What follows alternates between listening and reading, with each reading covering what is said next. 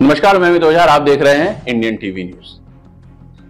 कहने को तो ये कहा जाता है कि अपराधी कितना भी चालाक क्यों ना हो, कोई ना कोई सुराग जरूर छोड़ देता है। और पुलिस भी ये कहती है कि परफेक्ट क्राइम जैसा देश में कुछ भी नहीं होता है, लेकिन कुछ अपराध, कुछ क्राइम ऐसे होते हैं जिनकी वाकई कोई भी गुत्थी सुलझा नहीं पाता है।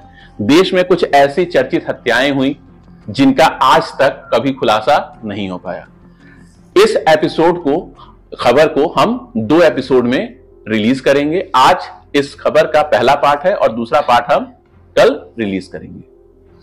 तो भारत में कुछ ऐसी हत्याएं हुई जिनका आज तक कभी भी खुलासा नहीं हो पाया है।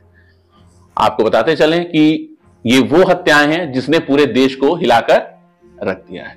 इसमें जो पहला नाम अगर हम बात करते हैं तो आता है अमर सिंह चमकीला का।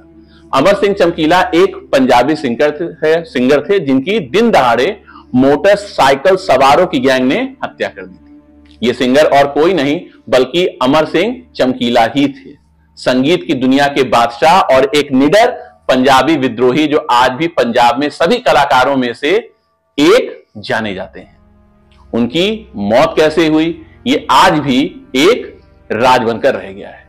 जब वो अपने कैरियर के शिखर पर थे तब उन्हें हमेशा खालिस्तानी आतंकियों से हत्या की धमकी मिला करती थी और शायद इसीलिए अमर सिंह के गाने काफी जोशीले और क्रांतिकारी हुआ करते थे। 8 मार्च 1988, जी हां 8 मार्च 1988 को पंजाब के मेहसामपुर में उनके कार पर हमला किया गया था। इस दौरान अमर सिंह की पत्नी अमरजोत भी उनके साथ थी। दोनों को गोलियों से छलनी कर दिया गया था। अमरजोत को जहां छाती पर गोली लगी थी तो वहीं अमर सिंह को सीने में 4 गोलियां मारी गई थी।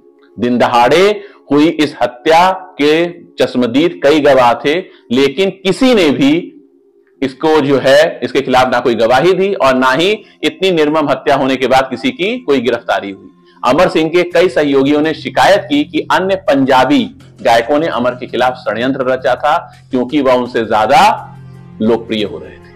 आज भी चमकीला की मौत किसने की, गोली किसने चलाई, साजिश में कौन कौन शामिल था, ये आज भी सभी लोगों के लिए रहस्य बना हुआ है। आज तक ना तो ये केस सुलझा और ना ही इस केस में आज तक किसी की कोई गिरफ्तारी की गई। दूसरे नंबर पर अगर हम बात करें सुनंदा पुष्कर, जी हां सुनंदा पुष्कर जो आपकी कांग्रेस सांसद शशि थरूर की पत्नी थी और सोशलाइट और इनकी जो रहस्यमय मौत थी वो आज तक कभी सुलझ नहीं पाई। ऐसा कहा जाता है कि उसने अपने आप को ऐसे प्रोफाइल स्कैम के जाल में फंसा पाया जिसने उसकी जान ले ली। कई लोग ये भी मानते हैं कि वो कुछ ऐसा बड़ा राज जानती थी जिससे कई सफेद पोश लोगों के चेहरे से नकाब हट सकता था। सुनंदा एक बिजनेस वुमेन भी थी। वह दुबई की टेकॉम इन्वेस्टमेंट कंपनी में सेल्स मैनेजर थी और भारत की रेड जुअस स्पोर्ट्स वर्ल्ड की सह मालकिन भी थी। एक दिन सुनंदा के पति और पाकिस्तानी पत्रकार मेहर तरार के बीच एक विवादास्पद ट्विटर बहस हुई। कहा जाता है कि मेहर और शशि थरूर के बीच अफेयर था। इसी को लेकर शशि थरूर और मेहर के बीच ट्विटर पर बहस हुई, जिसके बाद उसी दिन सुनंदा पुष्कर होटल लीला पैलेस के रूम नंबर 345 में मृत अवस्था में पाई गई थी। शशि थरूर को उनका शव 17 जनवरी 2014 को मिला था। शुरुआत में यह माना गया कि सुनंदा ने आत्महत्या की है, लेकिन बाद में रिपोर्ट में सामने आया कि सुनंदा की मृत्यु साधारण नहीं थी। उनके शरीर पर चोट के कई निशान मिले थे। डॉक्टरों का कहना था कि यह चोट उनकी मौत का कारण भी हो सकते हैं और नहीं भी, यानी कि अगर मगर की स्थिति थी। 1 जुलाई 2014 को जब डॉक्टर सुधीर गुप्ता ने कहा कि उन पर गलत रिपोर्ट बनाने के लिए दबाव डाला गया तो इस केस में नया मोड़ आया था। 10 अक्टूबर 2014 को मेडिकल टीम ने बताया कि उनकी मौत जहर से हुई। 6 जनवरी 2015 को दिल्ली पुलिस ने अपनी रिपोर्ट में कहा कि सुनंदा की हत्या की गई थी, लेकिन आज भी यह मामला अदालत में चल रहा है तो कुछ भी कहना मुमकिन नहीं है। लेकिन आज तक यह साफ नहीं हो सका कि सुनंदा की मौत आखिर कैसे हुई। अब जब अदालत का फैसला आएगा कौन दोषी होगा ये तो बात की बात है, लेकिन राज आज भी राजी है।